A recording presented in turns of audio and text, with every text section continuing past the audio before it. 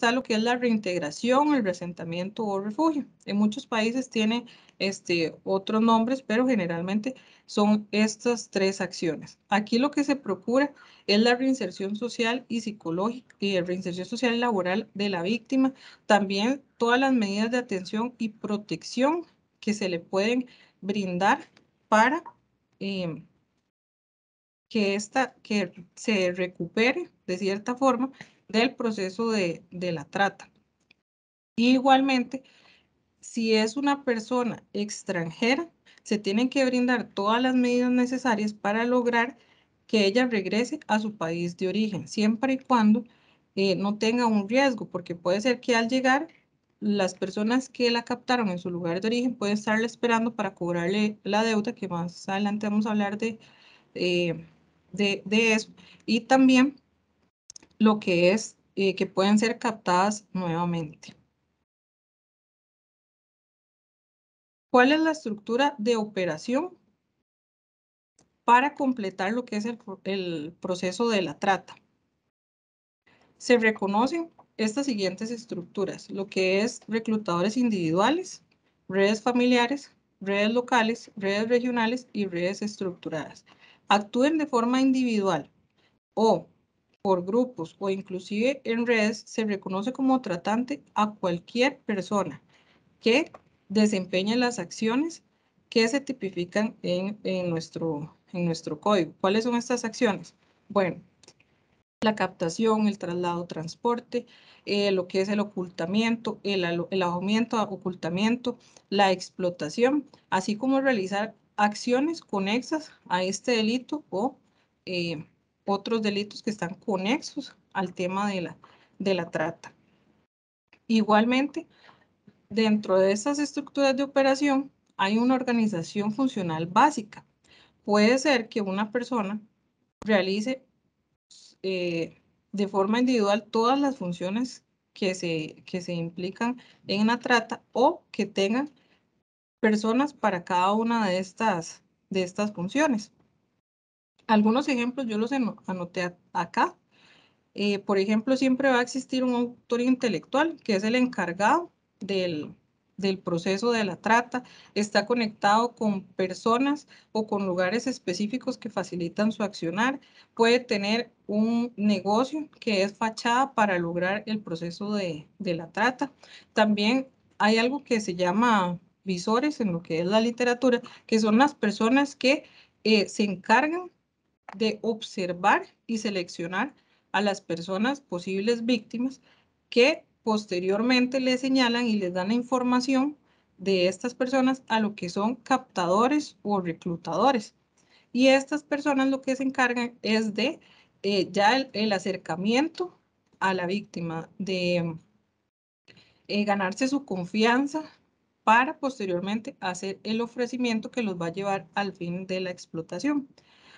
Posteriores a esto también están los negociadores o también llamados mediadores, que se encargan de realizar todos los contactos para la colocación de las víctimas y también de obtener cierto porcentaje de esa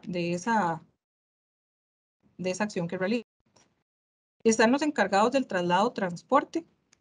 Siempre tienen que estar pues con conocimiento de todo lo relacionado a los medios que van a utilizar para el transporte de la víctima y a dónde van a ser trasladadas, si es interna o externamente, cuáles documentos van a utilizar, como les mencioné, y los encargados del ocultamiento o alojamiento.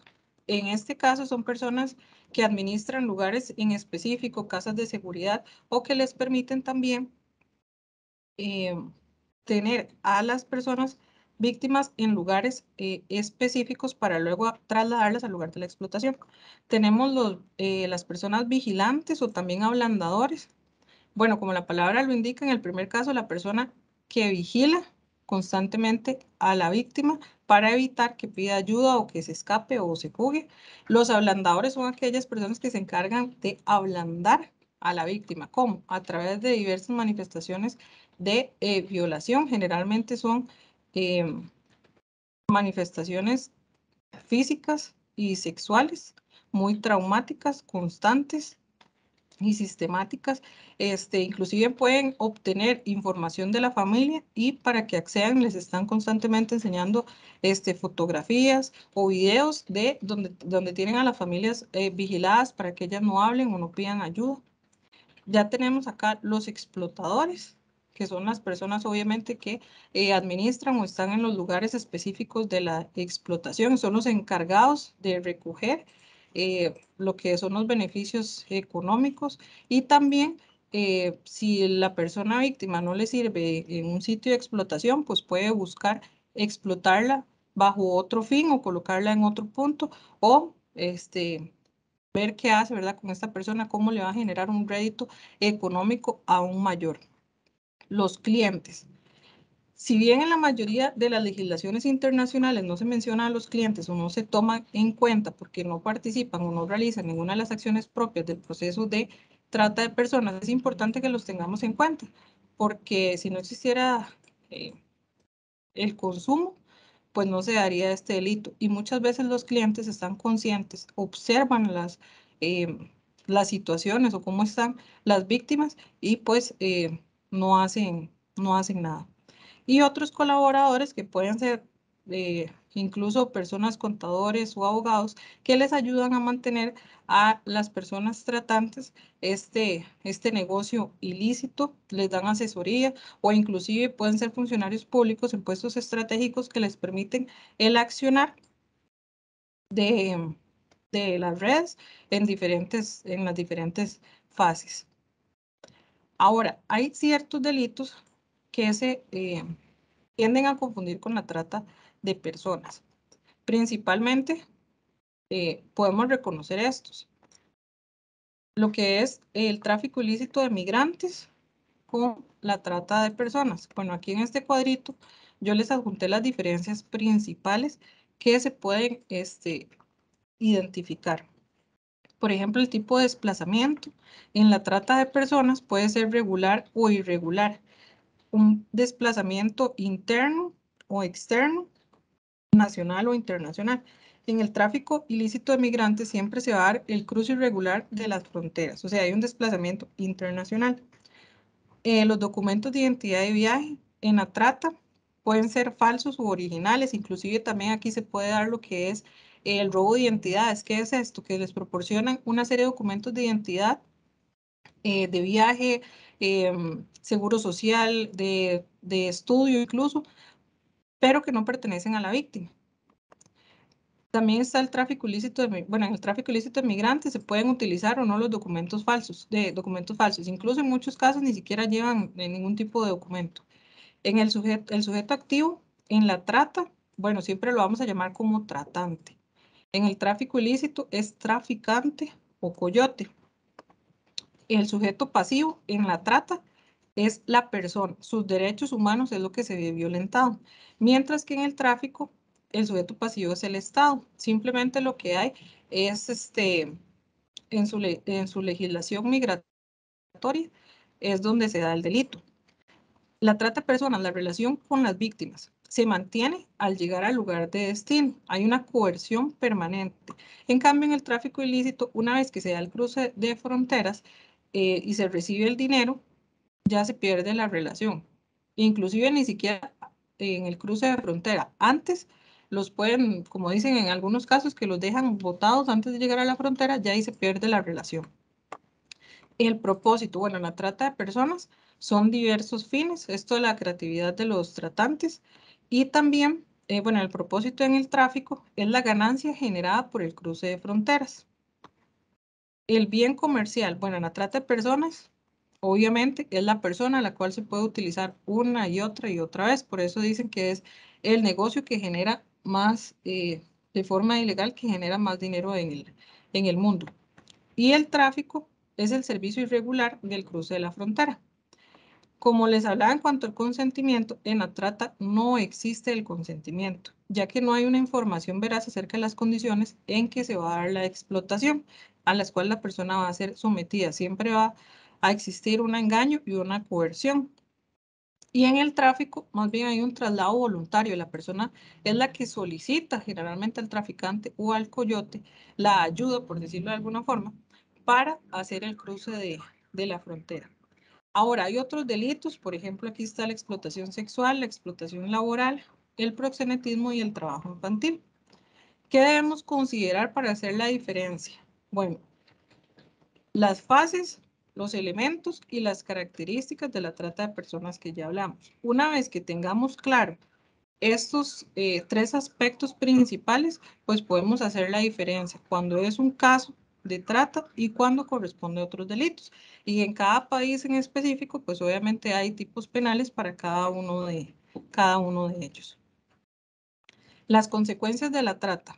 Bueno, las consecuencias de la trata, tenemos que hay consecuencias para la víctima directa, que es la persona víctima, y una víctima indirecta, que es la sociedad. En el caso de las personas víctimas hay consecuencias a nivel psicológico, físicas, sociales, y todas ellas dependen del nivel de afectación. Este nivel de afectación pues va muy relacionado al fin de explotación, al tiempo que estuvieron esa explotación, también a los procedimientos o acciones de sometimiento y control de la que fueron objeto, y los niveles de afectación también depende de la persona, de su resiliencia y de las redes de apoyo familiares, incluso institucionales, para eventualmente sobrevivir a un proceso de la trata. Hay muchas consecuencias psicológicas, de hecho, las víctimas con fines de explotación sexual son las que más experimentan, pues, este tipo de las tres consecuencias que están acá. Y en cuanto a la economía de la seguridad y salud de los países, tenemos que, bueno, es un delito que genera lavado de dinero, también evasión de impuestos, la percepción de la ciudadanía al ser presencia del delito, pues aumenta. Entonces hay una sensación constante de inseguridad.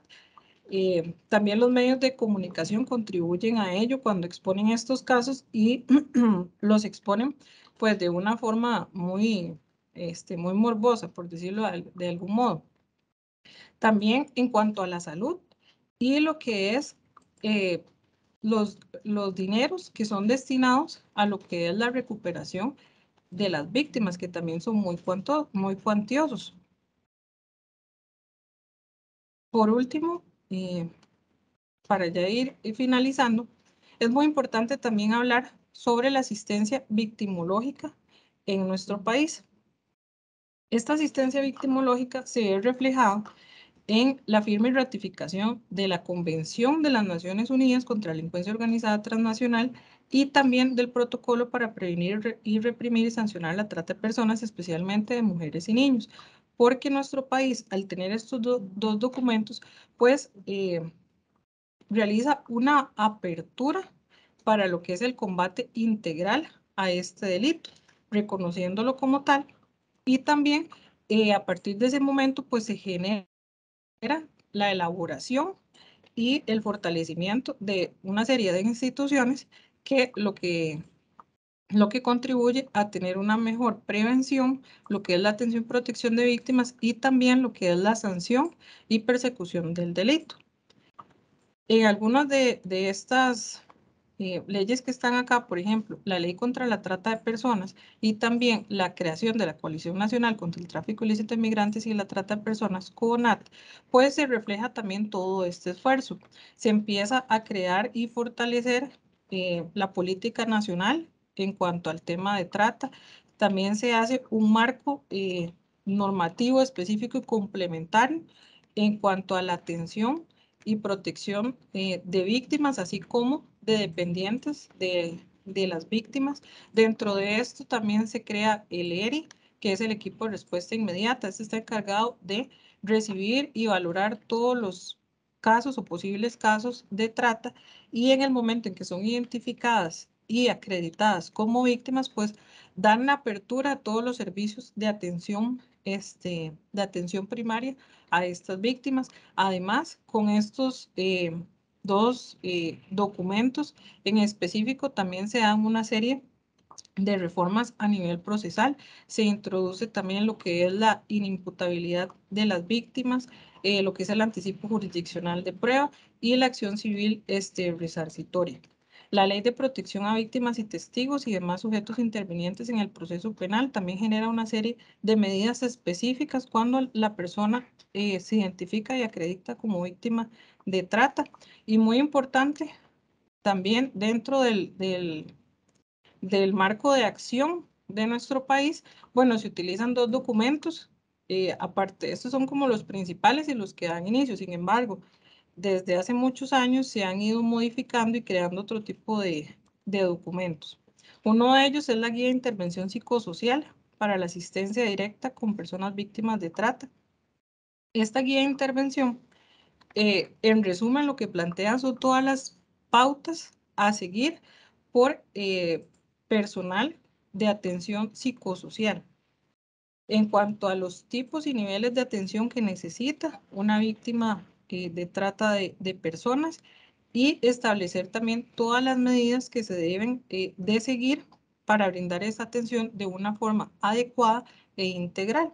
Y seguir también como una estructura o un mapeo de esa atención involucrando a las diversas instituciones que también pueden, que están vinculadas con la CONAT o a nivel de salud.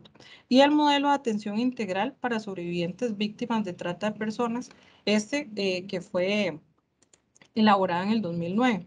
Este es muy importante porque genera todas las normas, las pautas y procedimientos a seguir para la coordinación y la intervención, tanto interinstitucional como de atención y protección a víctimas. Esos son, vamos a ver, en resumen, son como los más importantes que podemos reflejar cómo se asiste a las víctimas de trata en nuestro país. Sin embargo, bueno, hay muchas medidas y en cuanto también a protocolos y acciones que quedan por fuera porque es muy difícil, bueno, hablar sobre todas esas acá, también por el tiempo, pero estas son las más importantes. Si tiene, bueno, con esto ya finalizo y pasamos al periodo de consultas y preguntas. Espero que y que haya sido de mucha utilidad.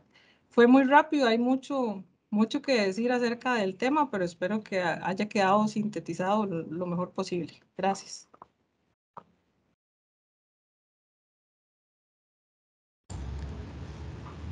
No, más bien, gracias a ustedes, Milena. Vamos a ver entonces, porque sí tenemos algunas consultas que se han planteado. Y dice Diana Aguilar Rodríguez. Actualmente existe trata de personas en zonas fronterizas hacia la población inmigrante de mujeres y menores de edad. Son vulnerables en zonas altamente peligrosas. ¿Cuál ha sido el compromiso o la agenda política de Centroamérica para proteger a los inmigrantes ante estos escenarios violentos?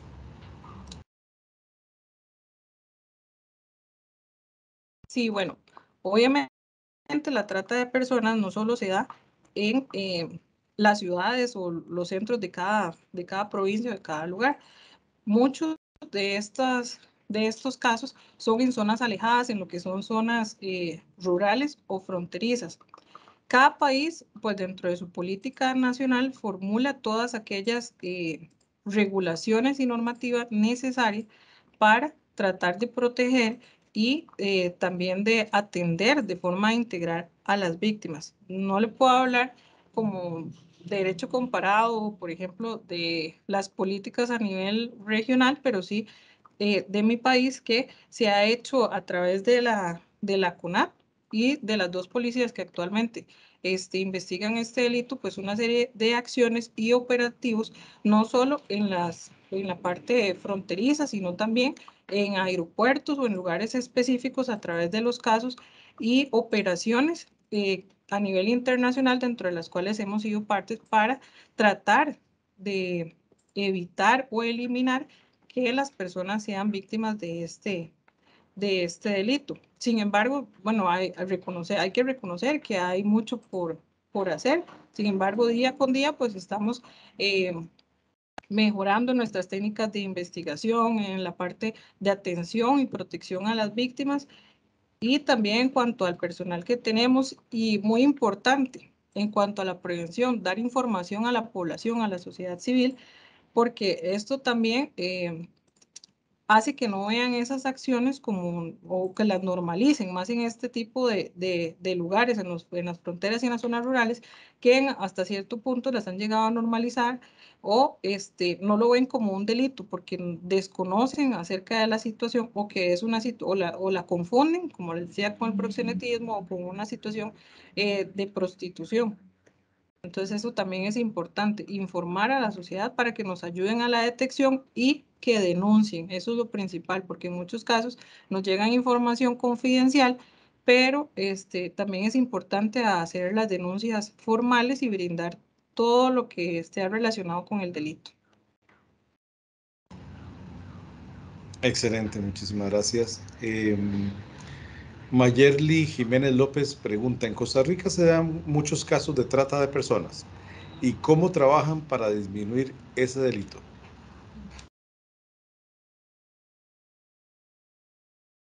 Claro que sí.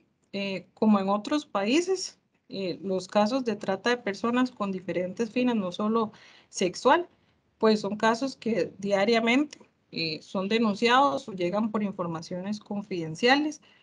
Acerca de cómo se trabaja, pues no puedo ahondar mucho acerca de las acciones de investigación o operativas que se realizan.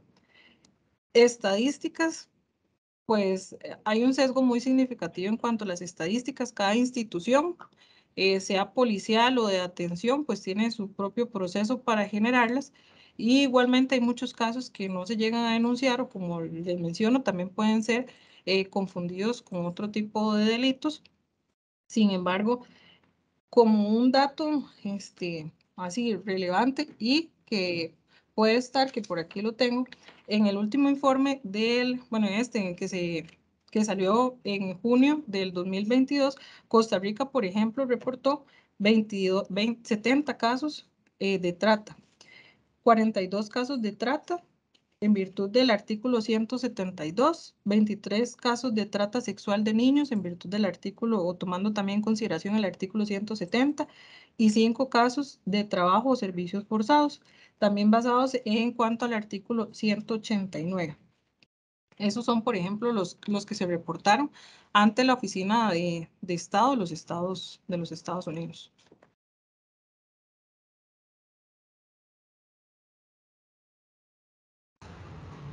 Muy bien, muchas gracias.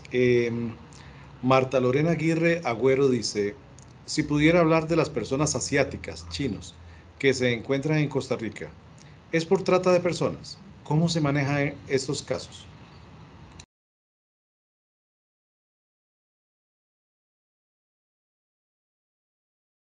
Bueno, en cuanto a esa situación, no podría responderle en este momento porque hay informaciones que están relacionadas con diferentes eh, personas de origen oriental que tienen diferentes fines y pues es información que no se puede brindar por estos medios.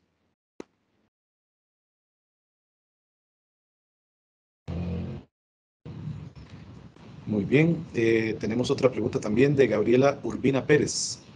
Dice, saludos desde Nicaragua. Una consulta. ¿Qué hace Costa Rica en caso de que una víctima de trata de personas no quiera ser repatriada a su país de origen? ¿Cuál es el protocolo a seguir?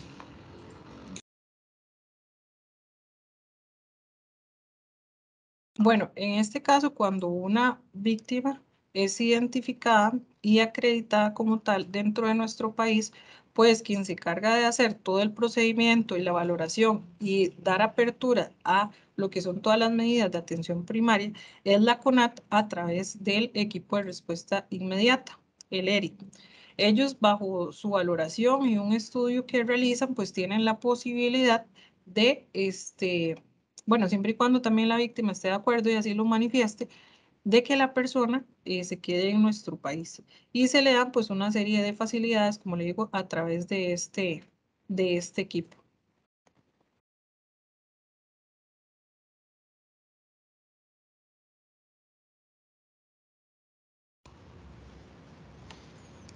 Muy bien. Algir Méndez Bogantes dice, bueno, agradece por la charla y dice, cuando una víctima es rescatada, ¿qué procede para proteger a la persona y a su familia? Y si le ofrecen tratamiento de recuperación a la víctima. Si la respuesta es sí, ¿de qué tipo?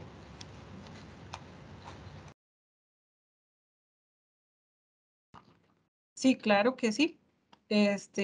Bueno, dentro de esta valoración, como les indiqué que hace el ERI, pues ellos tienen, bueno, dentro de la CONAT hay diversas instituciones, son más de 20 instituciones a nivel gubernamental, organismos internacionales, incluso ONGs, que tienen diferentes niveles de atención para las personas víctimas. Entonces, cada una de ellas puede proveer a la víctima de algún tipo de servicio a través de la CONAT y del ERI. Estos servicios no solo se le dan a la víctima, sino también se extienden a las personas dependientes de la víctima, generalmente personas menores de edad. En nuestro país, bueno, ya les mencioné, en la asistencia victimológica hay una serie de guías, de protocolos, está el modelo de atención que engloban todas las medidas para que esta persona, para la comprensión del delito y para que sea, eh, para que la ayuda a nivel terapéutico, a nivel social, de acompañamiento, inclusive para el proceso penal, se le brinde a las víctimas de trata.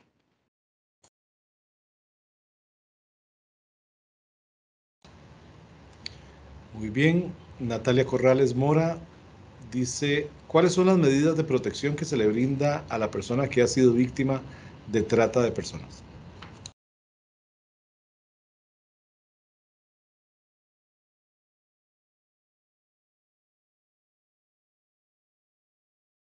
Bueno, hay una serie de medidas de atención y de protección. Son muchas. En este momento no les puedo precisar todas porque también, como les digo, hay un proceso. Igualmente se les puede enviar un correo donde se les puede enumerar a partir del momento de la identificación, la valoración y acreditación, cada uno de estos, las medidas que se le pueden ir dando a la persona víctima, también de acuerdo al proceso de atención.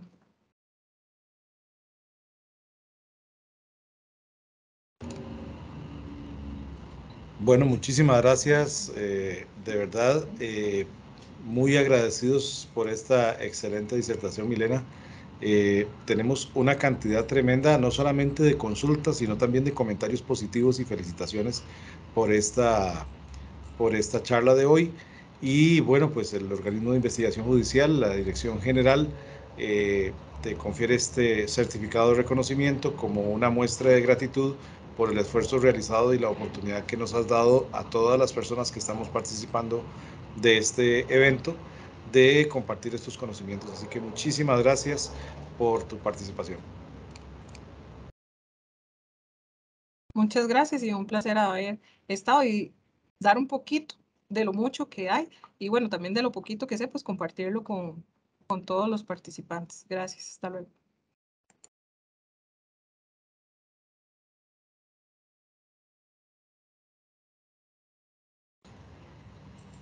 Muy bien, hasta luego, muchas gracias. Y bien, vamos a, a ver, dame un segundo.